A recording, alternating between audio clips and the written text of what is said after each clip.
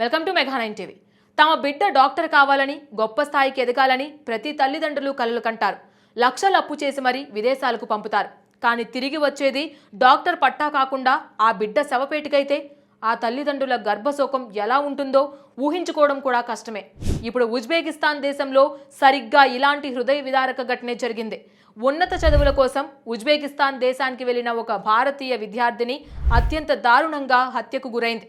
కేరళకు చెందిన 22 ఏళ్ల భారతీయ వైద్య విద్యార్థిని సవరియా బసంత్ హత్య కేసులో సంచలనాత్మక విషయాలు వెలుగులోకి వస్తున్నాయి. సవరియాను ఆమె సహ విద్యార్థి మలప్పురానికి చెందిన సద్రుల్ ఆనం హత్య చేసినట్లు ఆరోపణలున్నాయి. ఈ కేసులో సవరియా కుటుంబ సభ్యులు చేస్తున్న ఆరోపణలు విస్మయానికి గురిచేస్తున్నాయి. మతం మారాలని సవరియాపై తీవ్ర ఒత్తిడి తెచ్చారని, ఆమె నిరాకరించడంతో దారుణంగా హత్య చేశారని కుటుంబ సభ్యులు చెబుతున్నారు. ఈ వార్త దేశవ్యాప్తంగా కలకలం సృష్టిస్తుంది.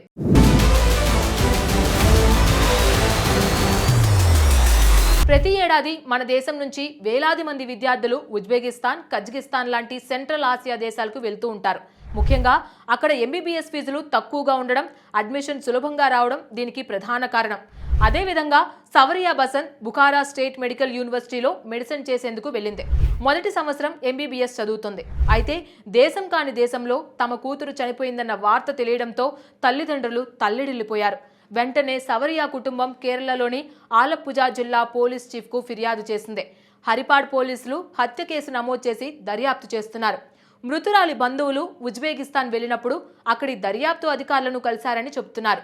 అప్పుడు తమకు తెలిసిన విషయాలను కుటుంబ సభ్యులు మీడియాకు వెల్లడించారు. సవరియా శరీరమంతా తీవ్ర గాయాలతో నిండి ఉందని, ఆమెను చిత్రహింసలకు గురి చేసినట్లు స్పష్టంగా తెలుస్తుందని వారు పేర్కొన్నారు.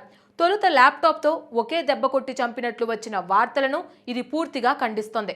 ఈ గాయాలు చూస్తుంటే హత్య వెనుక వేరే కారణాలు కూడా ఉండొచ్చనే అనుమానాలు బలపడుతున్నాయి. కుటుంబ సభ్యుల ఆరోపణల ప్రకారం సద్రుల్ అనం చాలా కాలంగా సవరియాను ఇస్లాంలోకి మారాలని బలవంతం చేస్తున్నాడు.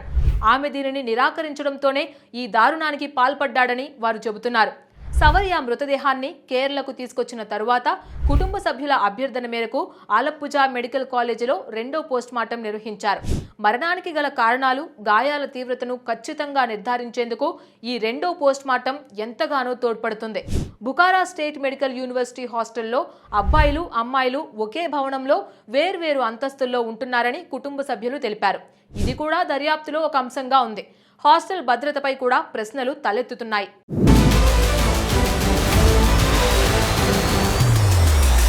ఉజ్బెకిస్తాన్ పోలీసులు సద్రుల్ ఆనంను అదుపులోకి తీసుకుని విచారిస్తున్నారు.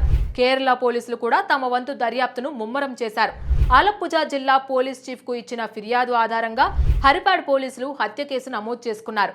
ఈ కేసులో వాస్తవాలను వెలికి తీయడానికి రెండు దేశాల పోలీసులు సమన్వయంతో పనిచేస్తున్నారు. సవరియా కుటుంబ సభ్యులు న్యాయం కోసం గట్టిగా పోరాడుతున్నారు. వారి ఆరోపణలు తీవ్రమైనవి. వాటిని నిరూపించడానికి ఆధారాలు సేకరిస్తున్నారు. ఈ ఘటన భారతీయ విద్యార్థులలో, ముఖ్యంగా విదేశాలలో చదువుతున్న వారిలో ఆందోళన కలిగిస్తుంది.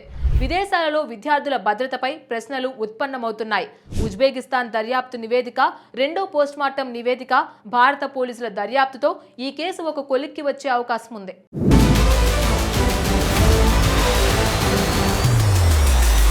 ఈ కేసులో మరో కోణాన్ని పరిశీలిస్తే సవరియా కుటుంబం కేవలం మత మార్పిడి ఒత్తిడిని మాత్రమే కాకుండా హత్య వెనుక మరిన్ని కారణాలు ఉండవచ్చునని అనుమానిస్తోంది.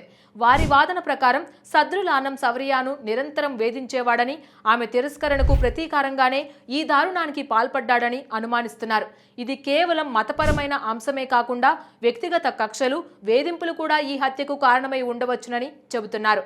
ఇతర విద్యార్థులు కూడా సద్రుల్ ఆనం సవరియాపై మతం మారాలని ఒత్తిడి తెచ్చినట్లు తెలిపారని కుటుంబ సభ్యులు పేర్కొంటున్నారు. ఇవి దర్యాప్తులో కీలకమైన ఆధారాలు. ఈ ఆరోపణల వెనుక ఉన్న నిజాలను నిర్ధారించుకోవాలి. ఈ ఘటన భారత విదేశాంగ మంత్రిత్వ శాఖ దృష్టికి కూడా వెళ్ళింది. విదేశాలలో భారతీయ పౌరుల భద్రతను నిర్ధారించడానికి ప్రభుత్వం తగిన చర్యలు తీసుకోవాలని అనేక వర్గాల నుండి డిమాండ్లు వస్తున్నాయి.